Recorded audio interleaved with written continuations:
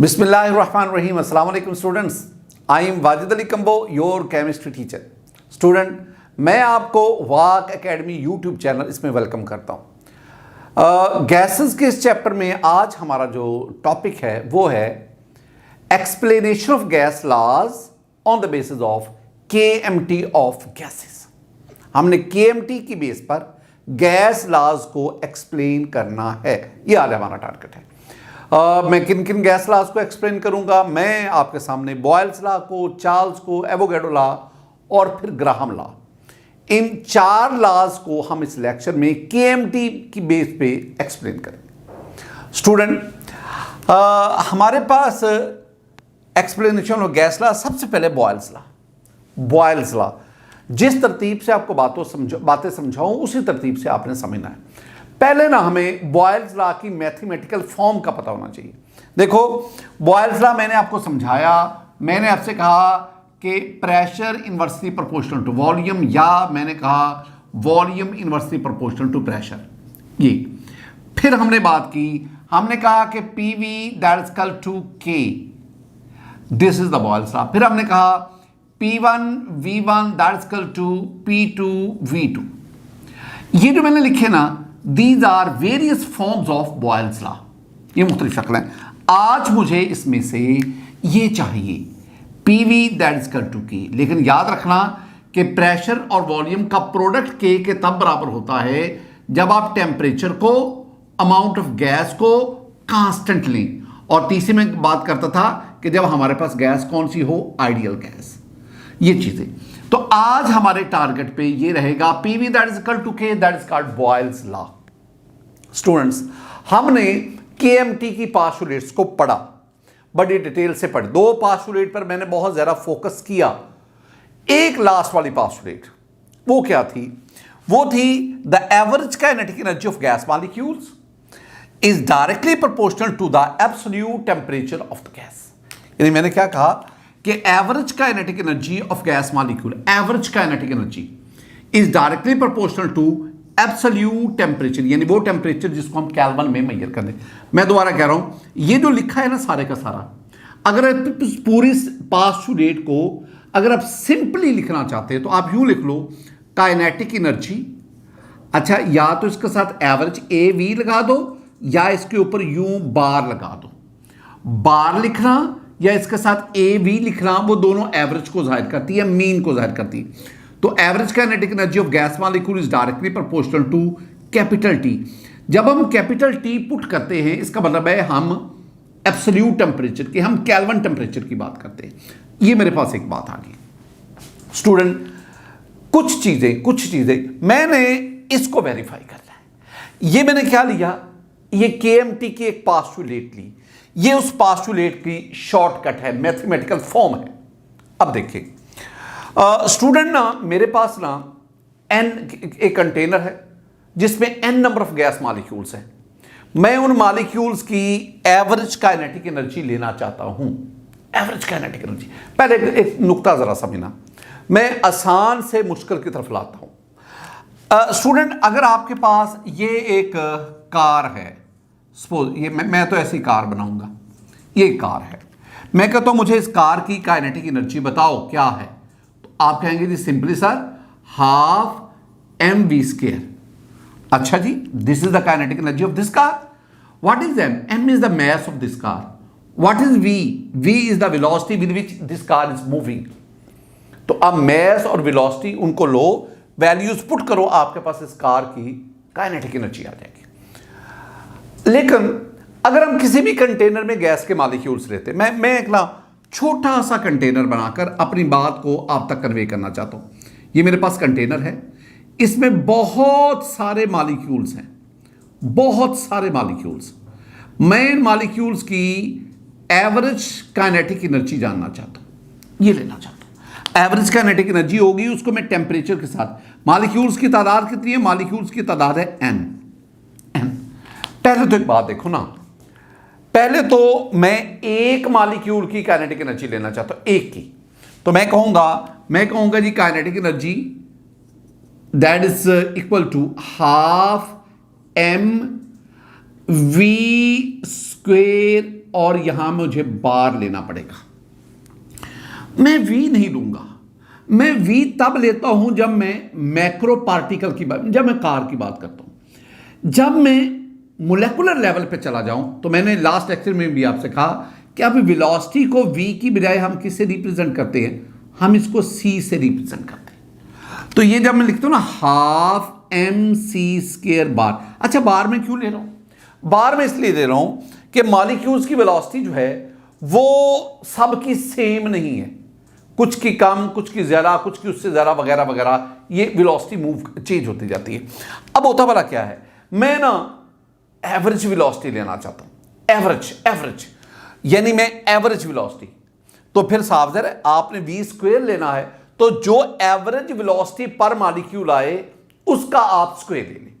तो ये जो मैंने लिखा है ना, this one is the kinetic energy of one gas molecule, but when you have an number of molecules, तो वेरी सिंपल, आप यहां m की जगह पे क्या पुट कर दो, n पुट कर दो, तो मेरे पास क्या बनी, मेरे पास average kinetic energy of n molecules of gas, that is half, मैं एवरेज लिखूंगा, average kinetic energy that is equal to half m n c square bar. आपने इस बात को यहां तक लाना है। अच्छा, अब ये एवरेज काइनेटिक, ये किसके डायरेक्टली प्रोपोर्शनल, टेम्परेचर के, तो मैं लिखूं एब्सोल्यूट टेम्परेचर, तो मैं लिखूंगा half m n c square bar directly proportional to T. Proportionality sign खत्म करें तो आपके पास बनेगा half m n c square bar that's equal to k T. Student, ये मेरे पास आ गई इक्वेशन नंबर 1। यहां जो के है ना, के इज द प्रोपोर्शनैलिटी कांस्टेंट, ये मैं अब लिख लो यहां पे, के इज द प्रोपोर्शनैलिटी कांस्टेंट। ये एक रिलेशन आ गया। अगर आप इतनी मेरी गुफ्तगू को समझे है ना, इतनी गुफ्तगू में मैंने क्या किया, मैंने ना केएमटी की एक पास्टुलेट ली, उस पास्टुलेट को एन मॉलिक्यूल्स ऑफ गैसेस पे अप्लाई किया, तो मेरे पास ये रिलेशन आ गया। अब एक और बात करो, आपने एक इक्वेशन पढ़ी थी, काइनेटिक गैस इक्वेशन। अब मैं कहूंगा according to according to kinetic gas equation, चीजों को मिक्स नहीं करना। काइनेटिक गैस इक्वेशन क्या है, PV that is equal to 1/3 MnC square bar. This is the kinetic gas equation. मैं दोबारा, this is called the gas equation, this is called the kinetic gas equation, this one is called the Clausius gas equation, but it should be kept in mind, ये और चीज है, PV that is equal to nRT, ये और चीज है। आज इसको मिक्स नहीं करना, इसका आज हमारे से कोई तल्लक नहीं। This one is called general और universal gas constant gas equation, general और universal gas equation. This is general gas equation, this is kinetic gas equation.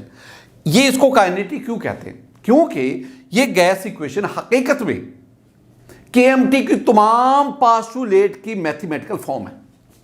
दोबारा मेरे पॉइंट सुनना, this equation is actually the mathematical form of all postulates of KMT of gases। चूंकि KMT kinetic molecular theory of gases, kinetic, लिहाजा इसको हम कहते हैं kinetic gas. This was introduced by Clausius. ये इक्वेशन, ये KMT की तमाम पास्टुलेट की झलक है, उसका अर्क है, उसका निचोड़ है, उसकी मैथमेटिकल फॉर्म है। अब मैं भला क्या चाहता हूं, मैं चाहता हूं कि ये वाली जो इक्वेशन है, ये वाली काइनेटिक गैस है, इसकी ये जो राइट साइड है ना, राइट साइड, इधर हाफ MnC स्क्वायर बार बन जाए। हाँ, इस साइड पे m तो है, n तो है, C स्क्वायर बार भी है। हाँ, इधर 1/3 है, इधर 1/2, तो मैं यहां 1/2 कैसे लाऊं? वेरी सिंपल, आप इस साइड को यानी राइट हैंड साइड को 2 से मल्टीप्लाई करें, 2 से डिवाइड कर दें, ये तो PV ऐसे ही रहेगा, और ये आ गया आपके पास 1/3 MnC स्क्वायर बार। अच्छा जी, मैंने इस राइट हैंड साइड को 2 से मल्टीप्लाई किया, 2 से। अब थोड़ा सा चेंज करो, चेंज ये करो, इस 2 को इधर ले जाओ, इस 3 को इधर ले आओ, तो ये आपके पास क्या बन जाएगा, ये स्टूडेंट मेरे पास बन जाएगा PV that is equal to, अब ये 2/3 हो जाएगा, 3 इधर आ जाएगा, और अंदर आपके पास क्या बचेगा, 1/2 MNc² बार। अब अगर आप इक्वेशन 1 को देखो, उसमें भी यही है, 1/2 MNc² बार 1, तो इसमें क्या करूंगा, ये 1/2 MNc² बार की वैल्यू क्या है, KT, तो मैं KT को यहां पुट कर दूंगा, तो ये मेरे पास क्या फाइनल क्या बनेगी, फाइनल मेरे पास ये रिलेशन बनेगा PV that is equal to 2/3 KT, ये KT बनेगा। स्टूडेंट ये आपके पास एक चीज हासिल हुई, मैं इसको दोबारा लिखता हूं, मैं लिखता हूं PV that is equal to 2/3 KT, ये आपके पास आ गया 2/3 KT। ये अब स्टूडेंट जरा ध्यान में रखो, जब हम बॉयल्स लॉ को पढ़ते हैं तो बॉयल्स लॉ में, इन बॉयल्स लॉ मैं बार बार एक बात को करता हूं, टेम्परेचर, नंबर ऑफ मोल, ये दोनों क्या चीजें मैं लेता हूं constant. I mean in Boyle's law temperature is constant, ये बॉयल्स लॉ में T कांस्टेंट है, K ये तो है कांस्टेंट, ये जो नंबर्स होते हैं ना 1 2 3 4 5 6, ये जो नंबर्स हैं ये भी कांस्टेंट है। कांस्टेंट कहते हैं वो चीज जिसकी वैल्यू चेंज नहीं हो रही। इसका मतलब है all the factors on right hand side of this equation, all these are constant. इन सब की जगह पे मैं कांस्टेंट लेता हूं, यानी मैं क्या कहता हूं, मैं कहता हूं ये सारे के सारे एक नया कांस्टेंट लेता हूं, उसे मैं कहता हूं K', तो मेरे पास बन जाएगा क्या बना, PV that is equal to K'। इन सब को मैंने कांस्टेंट लिया और उससे क्या कहा, K'। अब क्या था बॉयल्स लॉ, बॉयल्स लॉ तो यही था ना, PV that is equal to K, तो यहां भी क्या आ गया, PV that is equal to K constant, hence Boyle's law is verified. इस तरह हमने इसको वेरीफाई कर दिया, हमने इसको एक्सप्लेन कर दिया, वेरीफाइड कह लो या खूबसूरत है एक्सप्लेन्ड, और हमने KMT की बेस पर इसको सारी चीजें, ये KMT और इसकी बेस पे आपके पास बॉयल्स लॉ एक्सप्लेन हुआ। अब हम आते हैं चार्ल्स लॉ की तरफ। चार्ल्स लॉ पहले देख लो ना, आप लोगों ने चार्ल्स लॉ के बारे में क्या पढ़ा, चार्ल्स लॉ हमने कहा ना, चार्ल्स लॉ था V directly proportional to T, Charles law था V over T that is equal to K, Charles law था V1 T1 that is equal to V2 over T2। Grip होनी चाहिए आपकी, मुझे इसमें ये चाहिए, this one is Charles law, mathematical form of Charles law. दोबारा स्टूडेंट, अब हमने इसको वेरीफाई करना है, स्टूडेंट यहां से लेकर यहां तक, ये सारा यहां तक, इस सारे को यहां पे कॉपी करो, वो कंप्यूटर में टर्म होते हैं ना कॉपी पेस्ट, तो यहां से इसको कॉपी करो और यहां पे पेस्ट कर दो। मैंने यही किया है, मैंने ये जो ना the average kinetic energy, the average gas molecules, तो average kinetic energy directly proportional to temperature, सारी बातें 100% वो मैंने इधर कॉपी कर दी, और लास्ट पे आपके पास क्या आया, PV that is equal 2/3 KT। ये देखो PV that is equal to 2/3 KT। अब ना मैं दोबारा लिख, और ये मेरे पास आ गया PV that is equal to 2/3 KT। मैंने इसी को ही दोबारा लिखा है। स्टूडेंट जब हम चार्ल्स लॉ की बात करते हैं ना, तो चार्ल्स लॉ में याद रखना है, चार्ल्स लॉ में प्रेशर और नंबर ऑफ मोल्स कांस्टेंट होते हैं, ये ध्यान में रखना है। चार्ल्स लॉ और इसमें क्या क्या कांस्टेंट है, इसमें प्रेशर कांस्टेंट है और नंबर ऑफ मोल, ये दोनों चीजें कांस्टेंट है। अब एक काम करो, अब आपने ये करना है कि आपने टेम्परेचर को दूसरी तरफ लाना है, सावधान इधर मल्टीप्लाई करें तो इधर आके डिवाइड होगा, और प्रेशर को इधर ले आना है, प्रेशर इधर मल्टीप्लाई कर रहा है इधर जाके, तो ये मेरे पास बन जाएगा V/T, ये टेम्परेचर इधर आ गया, और 2 के साथ K है, और नीचे 3 के साथ मैं P लिख दूंगा। अब जरा देखो, इसमें ये जो राइट हैंड साइड है इसमें 2 कांस्टेंट 3 कांस्टेंट K तो होता ही कांस्टेंट है, और चार्ल्स लॉ में प्रेशर भी क्या है, कांस्टेंट है। इसका मतलब है ये सारा का सारा फैक्टर जो है ये कांस्टेंट है। इस सारे की जगह पे मैं एक नया कांस्टेंट लेता हूं और उसे मैं कहता हूं के डबल डैश। तो ये मेरे पास क्या बन जाएगा, ये मेरे पास बन जाएगा v/t दैट्स इक्वल टू के double dash. What is this, this one is the Charles law. अब इस सारी गुफ्तगू में भी अगर आप देखेंगे ना, तो पहले मैंने बॉयल्स लॉ की तरह पहले मैंने KMT के एक पास्टुलेट को लिया, उसको n नंबर ऑफ मॉलिक्यूल्स पे अप्लाई किया, उसकी काइनेटिक एनर्जी को लिया, और उसके बाद मैंने काइनेटिक गैस इक्वेशन की बात की, और मेरे पास ये रिलेशन मैं बार बार कह रहा हूं, बॉयल्स लॉ, चार्ल्स लॉ, दोनों की जब हम एक्सप्लेनेशन कर रहे हैं तो दोनों यहां तक तो 100% सेम है। और उसके बाद सिर्फ ये देखना होता है कि बॉयल्स लॉ में टेम्परेचर कांस्टेंट है, चार्ल्स लॉ में प्रेशर कांस्टेंट है, और उसी लिहाज से आप इन दोनों इक्वेशंस को मॉडिफाई करते हैं, चेंज कर लेते हैं, और लास्ट पे इधर आपके पास PV that is equal to K बना, और इधर V1 U, इधर चार्ल्स लॉ वेरीफाई हो गया, और इस केस पे आपके पास बॉयल्स लॉ वेरीफाई। नेक्स्ट हम मूव करते हैं एवोगैड्रोस लॉ। एवोगैड्रो लॉ का नाम पहले सुनिएगा सही कि मैं करना क्या चाहता हूं। मैं ना दो गैसेस लेना चाहता हूं, दिस वन इज गैस 1, ये गैस 1 है, दिस इज गैस 2। दोनों गैसेस सेपरेट कंटेनर्स में हैं। ये गैस 1 के मॉलिक्यूल्स हैं, ये मॉलिक्यूल्स गैस 1 के मॉलिक्यूल्स, इनकी तादाद कितनी है, N1 number of molecules of gas 1। इधर गैस 2 है, ये गैस 2 के मॉलिक्यूल्स हैं, मैं इसको इससे शो, ये गैस 2 के मॉलिक्यूल्स हैं। दो डिफरेंट गैसेस हैं, ज़हन में रखना है। इसके मॉलिक्यूल्स की तादाद है N2, जितने भी N2। अब मैं क्या काम करता हूं, इसके गैस 1, इसके एक मॉलिक्यूल का मैस है M1 mass of one molecule of gas 1 के एक मॉलिक्यूल का मैस है, और इधर मेरे पास ये एक मॉलिक्यूल, इसका मैस मैं कहूंगा M2।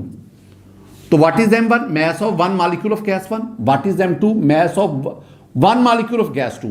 नेक्स्ट पॉइंट है कि इसके मॉलिक्यूल की जो मीन स्क्वायर वेलोसिटी है c² बार, ये मैं लूंगा c1² बार, और इसके मॉलिक्यूल की मीन स्क्वायर वेलोसिटी को c2² bar.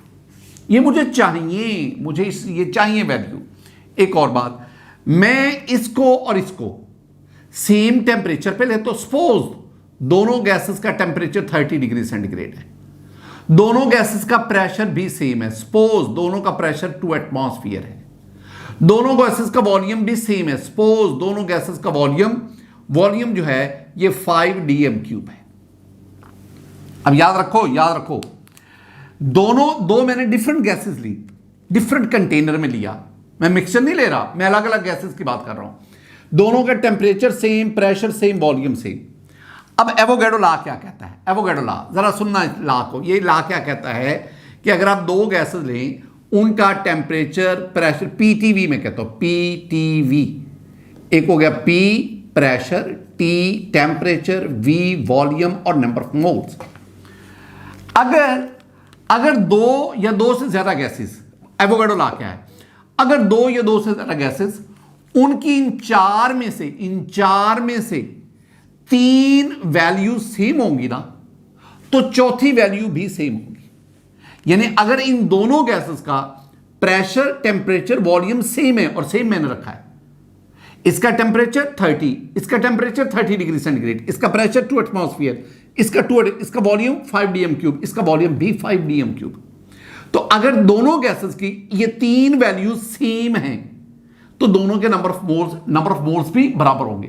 Number of moles का मतलब है दोनों के नंबर ऑफ मॉलिक्यूल भी बराबर होंगे। इसके मॉलिक्यूल कितने हैं, N1, इसके मॉलिक्यूल कितने हैं, N2। तो अब एवोगैड्रो लॉ के मुताबिक N1 और ये N2 आपस में क्या होने चाहिए, बराबर। अगर ये तब बराबर होंगे अगर ये तीनों चीजें क्या होंगी, सेम होंगी। तो मैंने सेम ही दी हैं।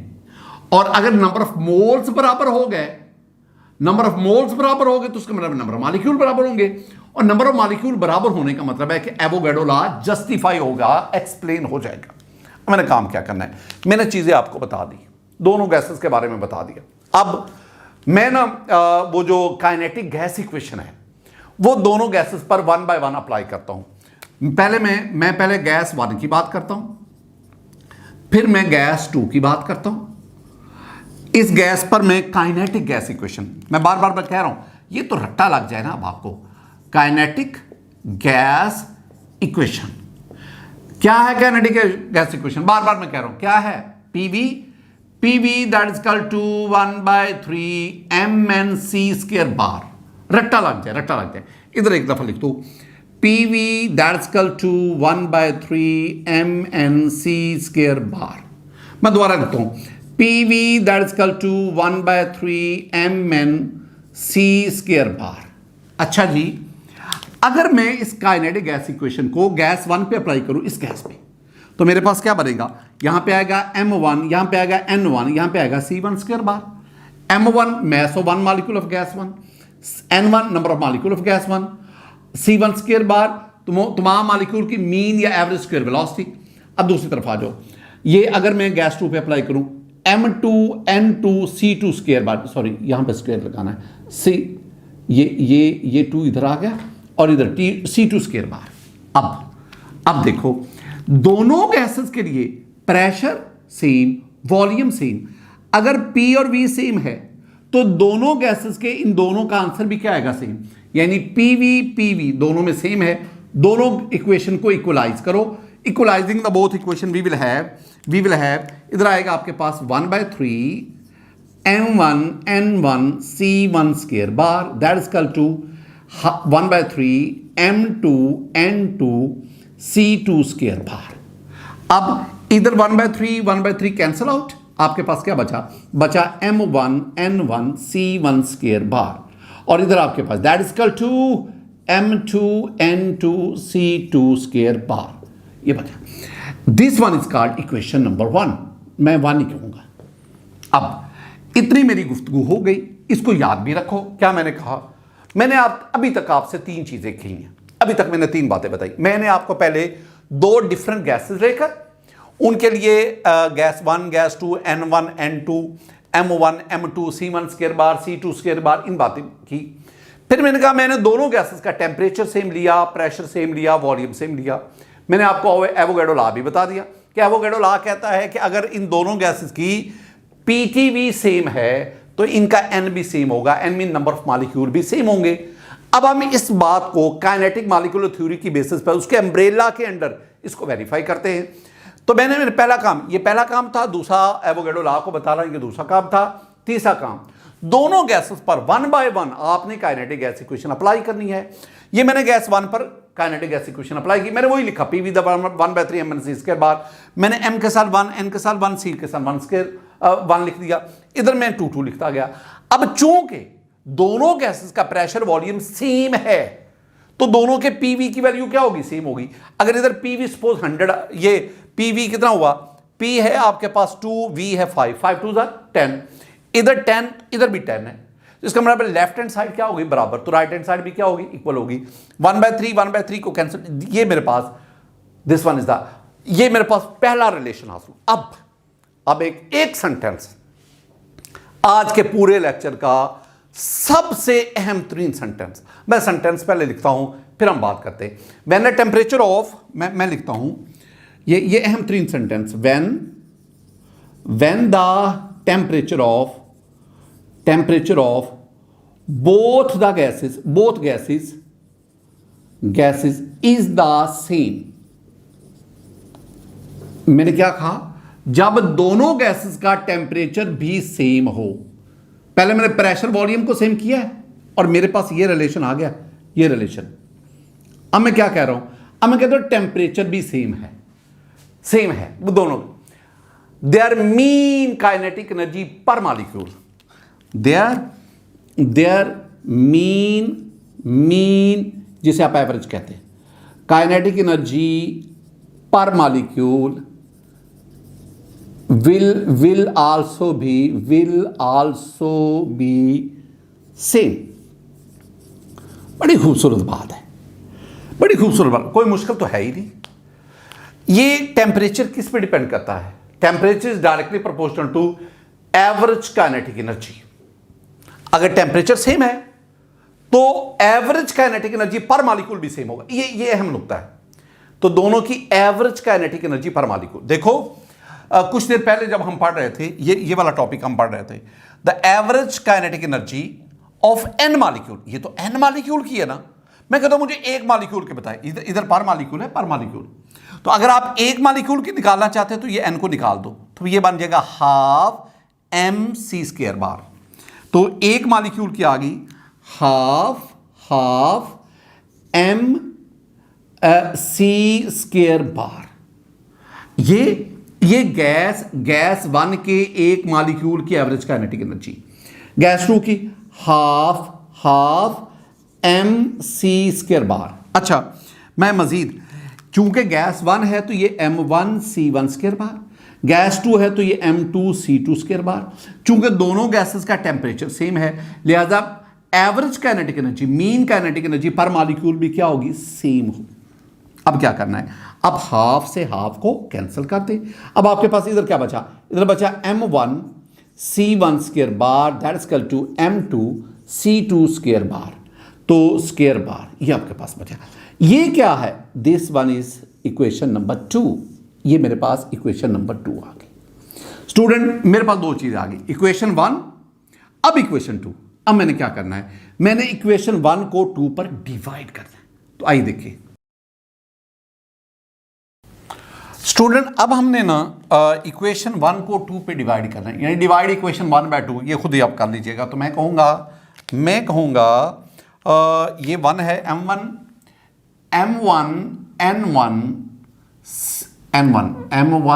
N1 और C1 स्क्वायर बार ओवर, और ये आपके पास क्या आ गई, M1C1 square bar that is equal to M2 N2 C2 square bar over M2 C2 square bar. अब इन दोनों में देखें तो ये कैंसिल हो गया, C1 स्क्वायर बार से, M2 से कैंसिल, C2 स्क्वायर बार C2 से, और इधर क्या बचा, इधर बचा N1 और that is equal to N2। क्या मतलब ये कि यहां से लेकर यहां तक आपने प्रेशर और वॉल्यूम को सेम किया, इसमें आके आपने टेम्परेचर को सेम कर दिया। अगर तीन चीजें सेम होंगी तो नंबर ऑफ मोल सेम होंगे, और नंबर ऑफ मोल सेम होंगे तो नंबर ऑफ मॉलिक्यूल भी सेम। इसका मतलब है, और यूं एवोगैड्रो लॉ जो है वो एक्सप्लेन हो गया। स्टूडेंट, अब हम बढ़ते हैं Graham's law of diffusion. 3-4 points. Graham law of diffusion का आपको पता है। ग्राहम लॉ ऑफ डिफ्यूजन क्या है, ग्राहम लॉ है कि R inversely proportional to under root D या R inversely proportional to under root M। अच्छा, R क्या है, R is the rate of diffusion और diffusion of gases. Rate of diffusion is inversely proportional to under root D under root M, D density, M is the, ये तो हो गया Graham law. आगे चलने से पहले मैं 2-3 बातें आपके साथ करना चाहता हूं। एक तो बात ये आपने ज़हन में रखनी है, मैं कैलकुलेशन भी करके देता हूं। एक तो बात आपने ये ज़हन में रखनी है कि जब M is the mass of one molecule and when you have the Avogadro number of molecules, M mass of one molecule and when you have Avogadro number of molecule multiply करेंगे the answer will be molar mass। ये molar mass। एक और point ताकि मैं फिर आगे बढ़ सकूं, और वो है डेंसिटी का। आपको पता है डेंसिटी होता है mass over वॉल्यूम। अगर ये चीजें आपको आती है ना, ये वाली जो मैंने लिखी, तो मेरा पढ़ाना कोई मुश्किल नहीं होगा, और ये आपको आनी चाहिए। ये मैंने पढ़ाई को नहीं मैं बात बता रहा। देखें, पहले हम चलते हैं अकॉर्डिंग टू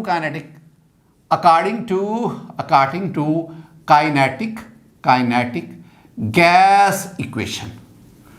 अब काइनेटिक गैस इक्वेशन में क्या कहती है, ये कहती है जी PV that is equal to 1/3 MnC square bar. अच्छा, जितनी दफा भी हमने लिखा है, जो भी लॉ हमने चारों में से, इसी से ही हम आगाज कर रहे हैं। अब देखो, for 1 mole of a gas, अगर गैस के 1 मोल की बात करेंगे तो N this is the number of molecule, for 1 mole this is the Na। ये बन जाएगा एवोगैड्रो नंबर। 1 मोल गैस के लिए नंबर ऑफ मॉलिक्यूल क्या होंगे, एवोगैड्रो नंबर। तो N की जगह पे Na पुट करो तो आपके पास ये बन जाएगा PV that is equal to 1/3 MNAC square bar. और मैंने क्या कहा है कि MNA इसकी जगह पे आप क्या लिखोगे, कैपिटल M। तो ये आपके पास बन गया PV that is equal to 1/3 इन दोनों की जगह पे M आ गया, MC स्क्वायर बार। मैं चाहता हूं C स्क्वायर बार एक तरफ आ जाए, तो इसको एक तरफ लो, 3 ऊपर चला गया, M नीचे आ गया, तो ये आपके पास बन गया C square bar that is equal to 3PV/M। 3PV, C square bar इधर, M नीचे चला गया और 3 ऊपर चला गया। अब मैं ना डेंसिटी का फैक्टर यहां लाना चाहता हूं, तो डेंसिटी होता है मास ओवर वॉल्यूम। ये मैं V को नीचे ले जाऊंगा तो मेरे पास बन जाएगा ये C square bar that is equal to 3P/M/V। M/V, M क्या है, मास, V क्या है, वेलोसिटी, वॉल्यूम। तो M/V mass over volume that is called density. तो अब मैं इसे क्या लिखूंगा, मैं M/V की जगह पे D लिखूंगा, तो ये मेरे पास बन जाएगा, ये मैं इसके इक्वली करता हूं, that is equal to 3P/D। 3P/D। अब आप जानते हैं कि आपके पास जब ग्राहम लॉ आता है तो उसमें प्रेशर और टेम्परेचर दोनों क्या लिए जाते हैं, कांस्टेंट लिए जाते हैं। अगर ये P कांस्टेंट है, 3 कांस्टेंट है, तो ये क्या बन जाएगा, मैं एक और भी थोड़ा सा काम करके फिर इसकी तरफ आता हूं। C square bar that is equal to 3P/D। मैंने इसी को ही दोबारा लिखा है, मैं इसका अंडर रूट लेता हूं, तो इसका भी अंडर रूट लेना पड़ेगा। अब ये क्या बन गया, ये बन गया square root of mean square velocity.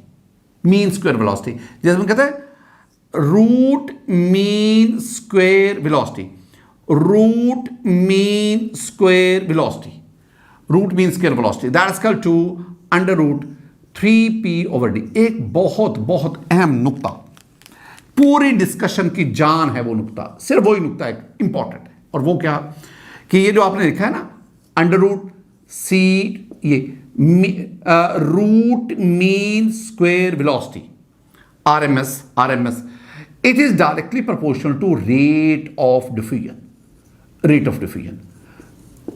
यानी जिस गैस की रूट मीन स्क्वायर वेलोसिटी ज्यादा होगी उसका रेट वो तेजी से डिफ्यूज करेगी। तो मैं इस सारे की जगह पे क्या लिख सकता हूं, रेट ऑफ डिफ्यूजन। तो rate of diffusion that is equal to under root 3P/D। लेकिन मैंने क्या कहा, मैंने कहा कि जब आप ग्राहम लॉ की बात करते हैं तो प्रेशर को और टेम्परेचर को क्या लेना पड़ता है, कांस्टेंट। तो P कांस्टेंट, 3 कांस्टेंट, तो आपके पास फाइनल क्या बना, फाइनल बना कि rate is proportional to under root D, या rate is proportional to under root M।